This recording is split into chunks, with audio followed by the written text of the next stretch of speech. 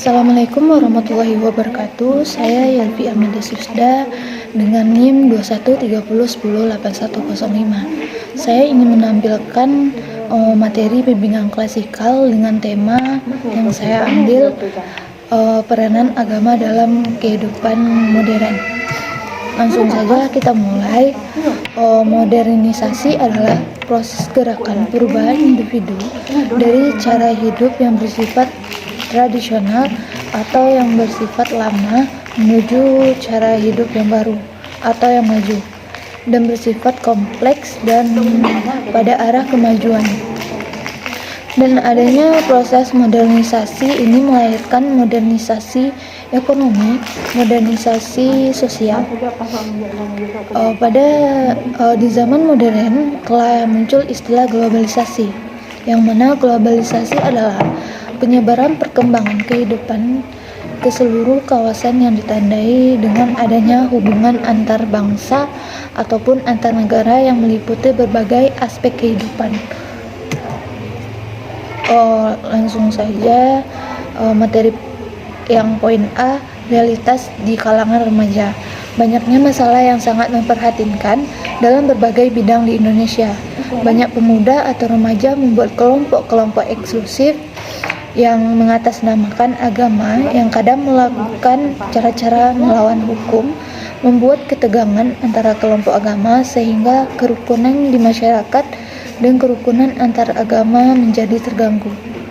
Dalam bidang politik, banyak partai yang mengatasnamakan agama, tapi anggota.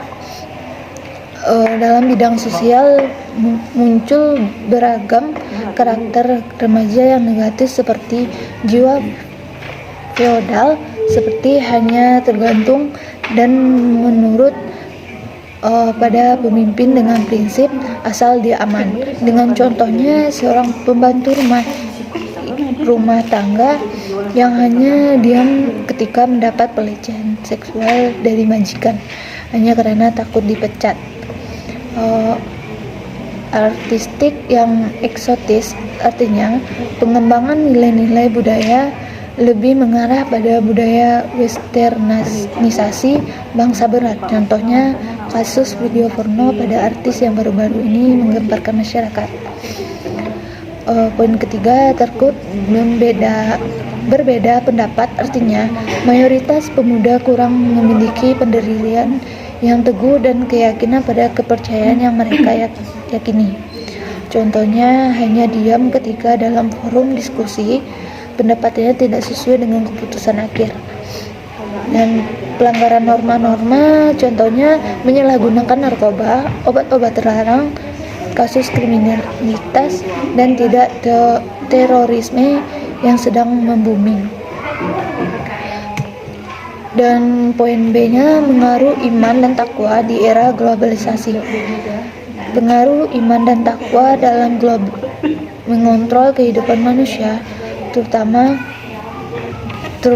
dalam menghadapi arus globalisasi, dapat diimplementasikan antara lain. Pertama, iman dan takwa menyelenyapkan kepercayaan benda. Orang yang beriman hanya kepercayaan kepada kekuasaan Allah. Jika Allah hendak memberikan pertolongan, maka tidak ada satu kekuatan yang dapat menghalanginya. Kedua, iman dan takwa menanam semangat berani membela yang benar. Mayoritas orang yang tidak berani mengemukakan pendapat mereka tentang kebenaran karena takut menghadapi risiko. Orang yang beriman yakin sepenuhnya bahwa dirinya akan selalu mendapatkan perlindungan dari Allah jika mereka tidak menyimpang dari aturan yang telah ditetapkan. Dan ketiga, iman dan takwa menanam sikap percaya pada kemampuan diri sendiri. Mayoritas orang memandang kebutuhan ekonomi adalah hal yang utama dalam hidupnya. Mereka rela menjual segala yang mereka punya tanpa berusaha terlebih dahulu memanfaatkan potensi mereka untuk sebuah usaha kemandirian.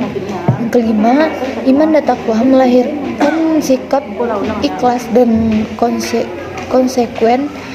Keimanan dan ketakwaan membuat seseorang selalu membuat ikhlas berbuat ikhlas tanpa pamrih kecuali keridhaan Allah. Yang keenam, iman dan takwa memberikan keberuntungan. Orang yang beriman selalu berjalan pada arah yang benar, karena Allah membimbing dan mengarah pada tujuan hidup yang hakiki. Dengan demikian, orang yang beriman adalah orang yang beruntung dalam hidupnya. Hanya sekian yang dapat saya paparkan. Saya ucapkan terima kasih. Assalamualaikum warahmatullahi wabarakatuh.